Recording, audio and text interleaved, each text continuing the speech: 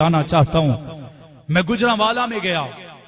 ये कोई सस्सी पुन्नू हीर रांझे का किस्सा नहीं है, ये सच्ची और हलाली मां के हलाली बेटे की दास्तान है। गुजरांवाला में गया, पट्टी बग्गो नाम का एक गांव था। मुझे किसी ने बताया कि इस गांव में एक शहीद की कब्र है। मैं उसकी कब्र पर चला गया। उसकी कब्र पर एक कतबा लगा हुआ था। उस कतबे में लिखा था कि इस कब्र के अंदर एक शख्स दफन है जिसका नाम कासम चौधरी शहीद है, जो 27 सितंबर 1997 को लाहौर की सरजमी पर शहीद हुआ है।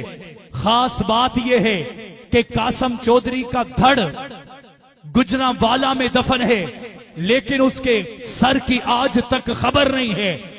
मेरे कदमों के नीचे से जमीन निकल गई। किसी ने अपने हाथी कुर्बान किए, कोई अपना जिस्म कुर्बान कर दिया, लेकिन गुजरांवाला का ये नौजवान जिसने अपने सर को अम्मी आयशा के दुपट्टे के लिए कुर्बान किया, और ऐसा कुर्बान किया, धड़ अलग दफन है और सर अलहदा किसी जगह पर दफन होगा। कल क़यामत का दिन होगा, अल्लाह पुकारेंगे, कासम चौधरी लाया जाए। धड़ गुजरांवाला से निकलेगा, सर लाहौर से निकलेगा। अल्लाह पूछेंगे वजह क्या है, तो जवाब यही आएगा, रब्बे कायनात ये वजह आशिकी की है, और वो आशिकी किसी और की नहीं है, अम्मा आयशा सिद्दीका के दुपट्टे की है।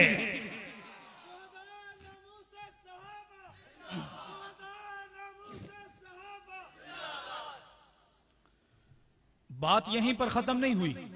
मैंने किस्सा सुना। मैंने कहा हुआ क्या था। वो कहने लगे कासम चौधरी की उम्र 19 साल थी। कितने साल थी? लाहौर के कॉलेज के अंदर 1997 में प्रिंसिपल था। अपने घर से निकला, कॉलेज वाले समझे कि घर है, घर वाले समझे कि कॉलेज में है। रास्ते में दुश्मन ने अगवा कर लिया। घर वालों को उस वक्त सैटेलाइट टेक्नोलॉजी नहीं हुआ करती थी। कुछ दिनों के बाद पता चला कि वो कॉलेज में नहीं, कॉलेज वालों को पता चला कि घर में नहीं। ढूंढना शुरू हुए। किसी ने आकर बताया कि आज से 25 दिन पहले थाना सब्जाजार के अंदर एक लवारिस लाश दफनाई गई है। जब उसकी मां को पता चला, बाप उसका था नहीं, अकेला अपने घर का वारिस, मां थाना सब्जाजार आई और आकर कहने लगी तुम्हें कोई लाश मिली है? कहा हां मिली है। उसको तो बड़े दिन हो गए। अम्मा ने कहा मुझे उसके कोई कपड़े तो दिखाओ, उसका कोई परस, जूता, रुमाल, मिसवाक, कुछ ना कुछ तो दिखाओ। उन्होंने जब सामान लाकर उस अम्मा के हाथों में रखा, उस मां की आंखों से जो आंसू का पहला कतरा गिरा वो कासम चौधरी शहीद के कपड़ों पर गिरा, और उस मां ने आंखों से आंसू बहाते हुए कहा, ए कासम चौधरी तू कहा करता था मैंने आयशा के लिए कटना है, तू कहा करता था मैंने हक नवाज के मिशन के लिए कुर्बान होना है। अल्लाह ने तुझे आयशा के लिए कबूल कर लिया है, हक नवाज के मिशन के लिए कबूल कर लिया है। बात यहीं भी नहीं रुकी। अम्मा ने कहा मुझे उसकी कब्र पर लिए चलो। सारे रिश्तेदार इकट्ठे हो गए, कब्र पर गए। अम्मा ने आख्या मैं अपने पुत्र नु इत्थे रहन नहीं देना, मैं इनू कट के अपने पिंड भट्टी भग्गो लेकर जाना है। लोगों ने कहा अम्मा जी अब तो महीना हो चुका है, छोड़ें, लाश को तकलीफ होगी, अजियत पहुंचेगी। अम्मा मानने को तैयार थी। किसी रिश्तेदार ने आकर कान में कहा अम्मा जी ये इस करके नहीं मानते कि अगर आज कब्र खोदी ते अंदरों लभना की है, हड्डियां होणगियां, हड्डियां होणगियां, मट्टी होएगी।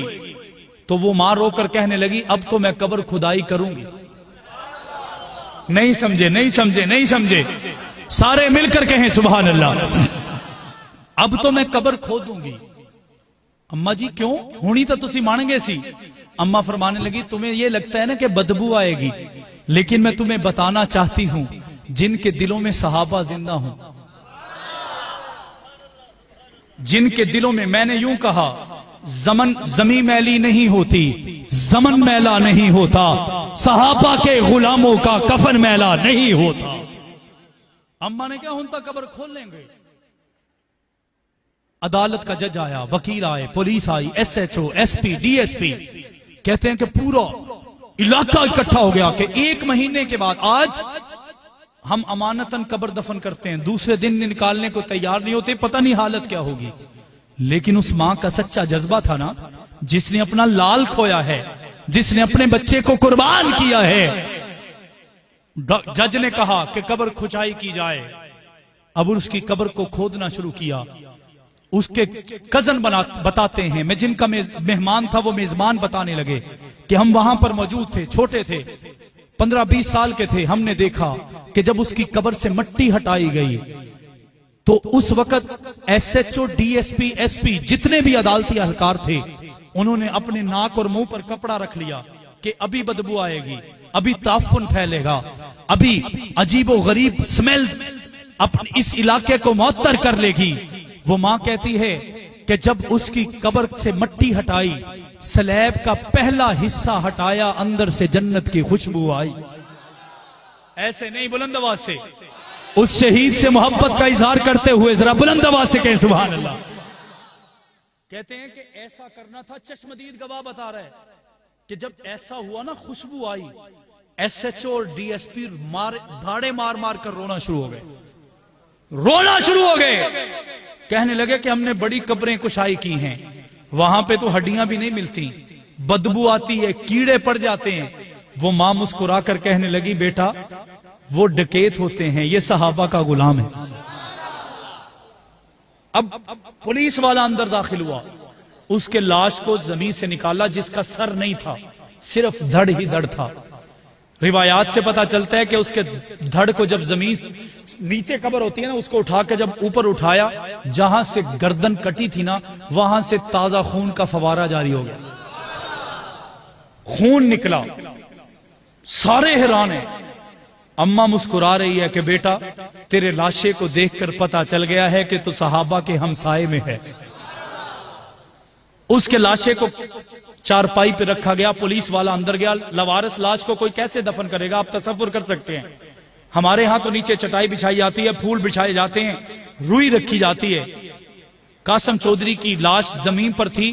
कहते हैं जब पुलिस वाले ने जमीन पर हाथ रखा, हाथों को उठाया तो उसका ताजा खून नजर आया। तो रिवायात से मैं एक और बात सुनकर हैरान रह गया। वो कहते हैं कि उसके लाश के जनाजा पढ़ने के लिए वो DSP और SP दोबारा उसके घर आए और उसकी मां के आगे हाथ जोड़कर माफी है कि हमने गलत समझा था, हमें तो पता ही अब चला है कि कासम कल भी कामयाब था, आज भी कामयाब है।